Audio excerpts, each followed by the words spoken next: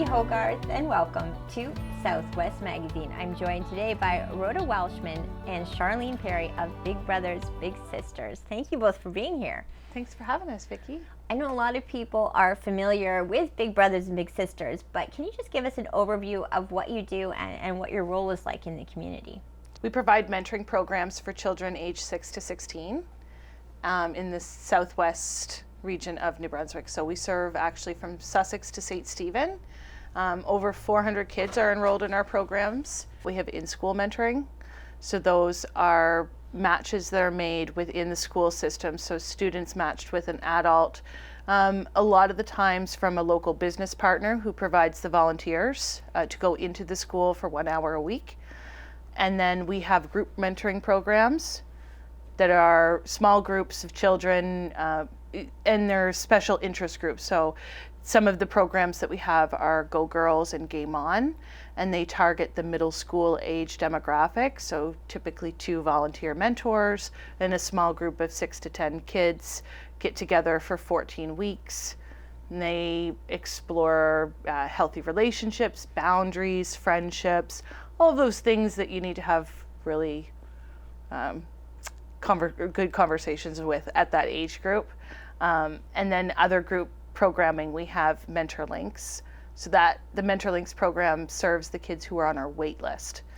So oftentimes we will get applications for youth wanting to be a part of our programs, but we don't yet have the volunteers. So they'll enroll into Mentor Links, where they can come out for a couple of outings or events during the month and meet some of our new incoming volunteers, where natural matches will happen, and then they will move into a traditional mentoring program. Mm-hmm. Our most recent group programming would be the PROPEL programming. So PROPEL actually targets an older demographic of youth that we've never been able to serve before. We're in our 4th year with PROPEL. We offer the program in St. John and St. Andrews at the Community Youth Center. And it serves the kids who are 15, 16 to about 20, and we could go 25 if there was interest. And it really kind of outlines like where your path is going with education and post-secondary. So helping you take those steps and making the decisions around what course loads to take in high school to apply to this program in post-secondary, or maybe you're interested in getting just right to work after high school, and like, what does that look like? What are the goals that you need to set? What are the supports you need to get in place? Who can we connect you with in the community? And this, you were telling me before we started recording that the St. Andrews branch of PROPEL is just the 2nd one in the province, I think, that you're doing. That's correct. So how would a local person, a young person, get involved with that? Do they just go to the youth center? How do they take part, and what do they get out of it? What's the feedback you're hearing? For sure. Yeah, absolutely. They could connect with Debbie Lord at the Community Youth Center. She's been a fantastic partner and champion in helping support this program because she does see the value in it. So they could connect with Debbie at the Community Youth Center, or just visit our website, Big Brothers Big Sisters of St. John.ca. And that was totally wrong. No, it's not. Go ahead. I'll nod and then say what you want to say. Okay. They can visit our website at www.stjohn.bigbrothersbigsisters.ca, and all of the information for application to the program is there. In terms of what they're getting out of the program, there's a lot of self-exploration.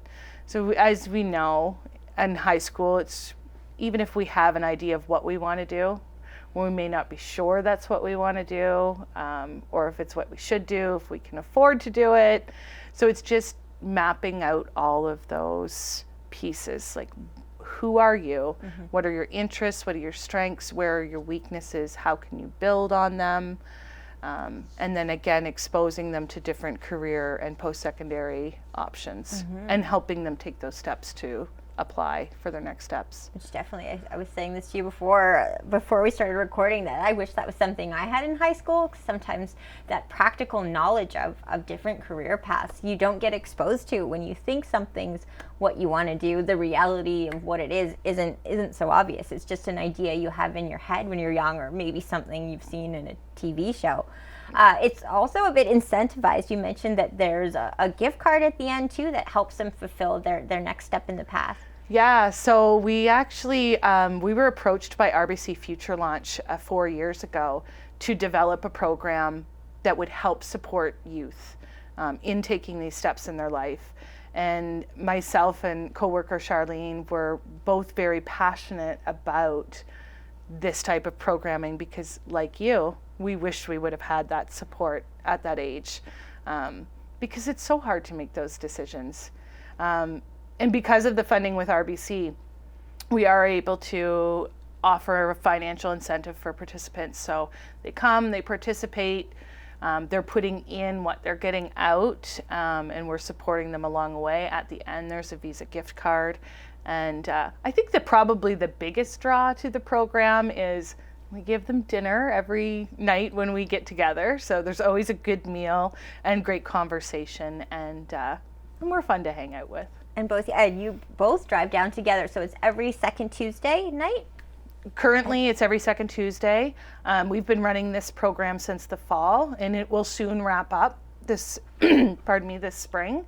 But we are, and which is why we wanted to be on your show, Vicki. Thank you for having us. We are looking to launch a summer PROPEL program. Okay. Where that will most likely be weekly meetings over the summer, and it'll be a little bit more condensed, but it kind of like a prelude to the full program. So Okay. if youth are interested in doing PROPEL for the complete school year and really getting the full benefits out of it, they can get their feet wet and kind of learn a little bit over the summer. And we could even bring in a little bit younger of a group. So if grade 8s and 9s are thinking, I would like to have this support when I get to high school, they could join Propel Your Summer and then naturally lead into the full program in the fall. Is there a way and I know you're having an open house soon too at the youth center, so I do want to talk about that, but is there a way for local businesses or business people to get involved if they want to offer their services or their mentorship? Absolutely, yeah. So big call out for local people, businesses alike, to get involved, not only with the Propel program, but any one of our mentoring programs with Big Brothers Big Sisters. But more specific to the career and education, we're always looking for people to come in and share their personal stories of their journey. Of like, oftentimes, most often, we will hear people come in and share like, I went to university or college for this, and now I'm doing something completely opposite, but these were the steps that I took and the opportunities that came my way. And that in itself builds a lot of resiliency in the kids to just know my education has transferable skills, and I may not end up where I think I'm going, but it's okay. And it just kind of feeds that. I still sometimes don't think I do. Right. So I probably could still use that mentorship at times. Can you tell me a little bit about the open house that's happening here in St. Andrews, and what we can expect from it, and who should go check it out? For sure. Yeah, so we are having like an overall information open house at the Community Youth Center Saturday, April 2nd from 10 a.m. until 2 p.m. and Tuesday, April 5th from 6 to 7:30. Who should come? Families who are interested in learning more about our programs and enrolling their children, or businesses that are looking to get involved at a volunteer capacity or a donor capacity or some type of partnership. We can always be creative in how we can work together. And if there are any companies celebrating milestones this year, like, we would love to partner and do some milestone partnerships where it is our 50th. So in terms of like what you're going to get out of the open house, we will have registrations there, door prizes, we'll have some refreshments.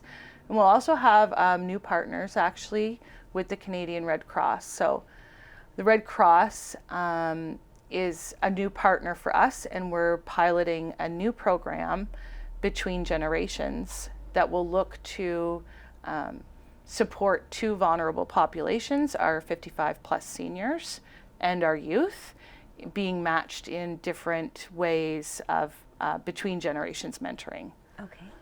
And you're both mentors yourselves. Charlene, can you tell me a little bit about what you get out of it as a mentor, as a big sister? Sure. So I have been a big sister for almost 5 years to the same youth. We were matched when she was in grade 8.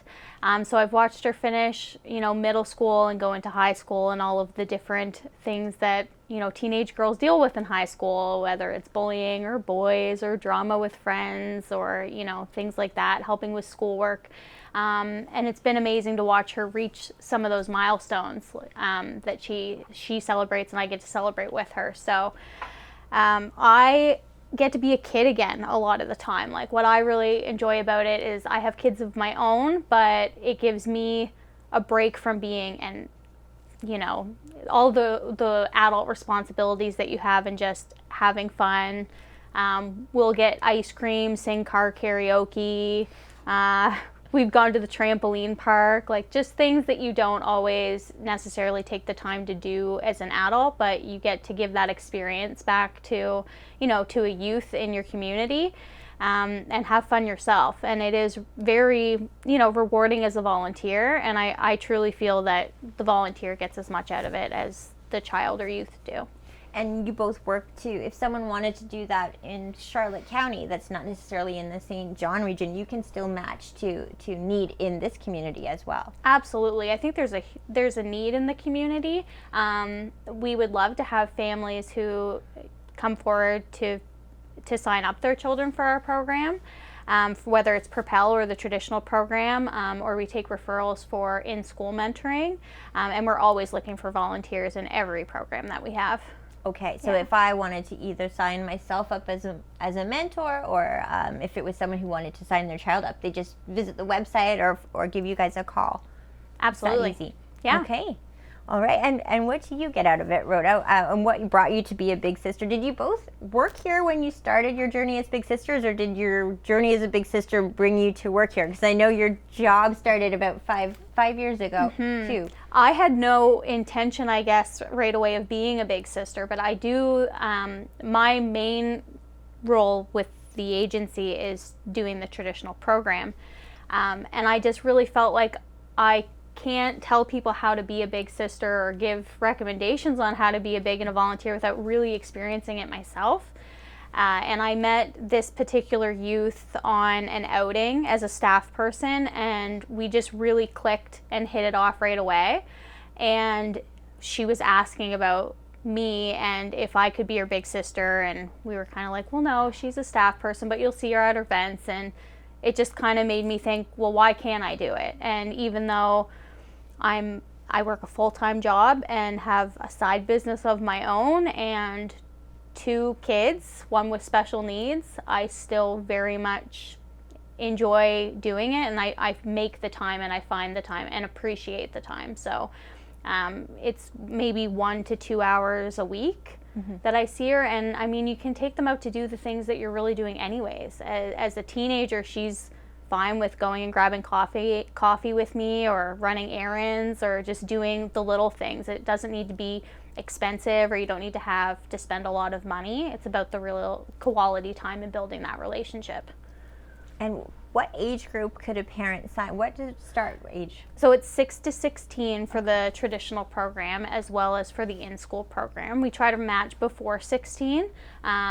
And if we have a match, we will graduate them kind of when they graduate. So we have matches that stay longer, like myself, who my little sister's 19. We're still officially matched, but she will be graduating this year. So we'll be graduating our match, but I think we'll be lifelong friends. Wow. And Rhoda, what's your experience been like with the program as a mentor and not just a staff member? Well, my experience actually stems back to being a parent of a mentee. So my son my son and I left a not great situation when he was 4 years old. Like my marriage broke down, and when we moved back to New Brunswick, he needed an extra support person in his life, and the school had made the recommendation, like perhaps an in-school mentor would be something that would benefit him. So he was matched when he was in grade 1 with an incredible in-school mentor who looked forward to going to the school, and you know, he would get out of class for an hour a week just to be one-on-one with this guy, and they would go out to the playground and just have fun on the playground, or they'd go to the gym often and do ball hockey, because at the time that was my son's sport, and I'm not a ball hockey player. So his big really kind of helped him, like, you know, learn the skills and get good at what he was doing and feel good about who he was, regardless of all of the other things that were happening in his world at the time. So it really just built him up, and I had a great appreciation for the program, because obviously it was supporting my son and then us as well. So there was an opportunity, a job opportunity that came up with Big Brothers Big Sisters that was in my wheelhouse of special projects and marketing. And so I had went to the executive director and said, like, you know, interested in getting involved because I have a different lens on things. And I mean, it's been history since. It's six years in now. And I've since become a mentor through the PROPEL program, because again, for myself, like, that education and career journey is something I'm still on. I don't know if I'll ever end it. Lifelong student and learner, and always like different projects to pick from. So supporting youth in their dreams and goals was really something that was passionate to me. And I think you come about this program at a time in the world where industries and career paths can change. I was telling you this earlier, that I look at even just the media, how it's changed since I've been in it. So it's so hard to navigate even for a full-blown adult. So it really is a special program that must be helping kids make important decisions that you're asked to make at a pretty early age in your life, where if you go on to school or if you study a trade, that kind of thing. Are you getting good feedback from the kids who are currently in the program? I know it's new. Yeah, we have great feedback. I'm not sure if it's the food maybe that they come for each week that, you know, we're getting such great feedback, but a lot of the students just tell us, like, it's just good to have that peer circle. It's like, not all of them are making huge gains or leaps and bounds with their goals, but they're taking small steps, and that's something that we really just try to focus on. You don't have to have it all figured out by the time you graduate school. Nobody does. But if we're planting the seeds, and they're kind of exploring what their options are, then and they're making the connections in the community to get some experience, then that's successful for us. I did want to tell you that I didn't realize some of our volunteers are part of this program, which shows you already how successful it is, because they've made those inroads themselves. I wasn't aware that they are also navigating all these different avenues, but they've approached us to come work here. So it really, from my perspective, already is successful in the community. I'd love to know a little bit more about, for people who might be watching at home who are interested in being part of this mentorship. When you say match, how does that work? Are there group outings that you go on to see where you might fit best with someone, or are you matched from a person who works at Big Brothers Big Sisters who knows both personalities and tries it out? The volunteer will often tell us things that they're interested in, things that they can picture doing with that child or youth, and then, you know, we very much interview the child and ask them their interests, and hopefully we find things in common that they would like to do together. And typically for the traditional program, we do the match meeting at the child's home, so that you know, a staff person from Big Brothers Big Sisters would be there along with the parent and the child and the volunteer, and we sit down and go over, you know, all of the rules and expectations and that sort of thing. introduce everyone, exchange contact information, and from there the volunteer can then reach out to make plans with the parent and the child on a weekly basis. Or, you know, there's a lot of flexibility. We have matches that hang out, maybe you only have 45 minutes one week, or maybe you have a whole Saturday where you want to take a little road trip and do something. So it's really flexible. It works around the volunteer schedule and what works for their life. 50 years is an incredible milestone for Big Brothers Big Sisters, and just knowing that milestone, 50 years, you must have many stories from people who would be middle-aged now, who started in this program half a century ago. What's some of the feedback, this long-term feedback of someone who was a kid in the program who is now an adult? What have you heard just from your exposure to Big Brothers Big Sisters?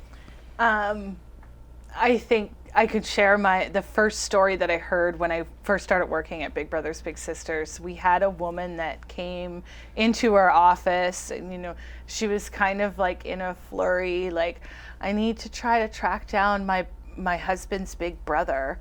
And there was some excitement, and I think even at this point, I didn't understand the full impact. Like, I knew the program had an impact on my son, but he was still in elementary school. So the lifelong, I didn't really understand that part. So I was asking her questions like, okay, so when did your husband have a big brother? Oh my gosh, it was like 40 years ago. Oh, okay. So then it started to sink in. And she had said that, like, he had recently been through something that was difficult, but he had always, from the day one when they met, shared with her that his big brother made him the man and the husband and the father that he is today.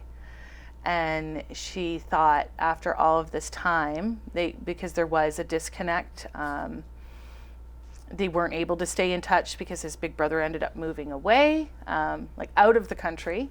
But in discovery of, like, looking for the file from way back then and tracking down his big brother now, his big brother had returned, and he now lives in Quebec, has a family of his own, grandchildren of his own. So the big brother had grandchildren of his own, and the little brother now had 2 boys of his own.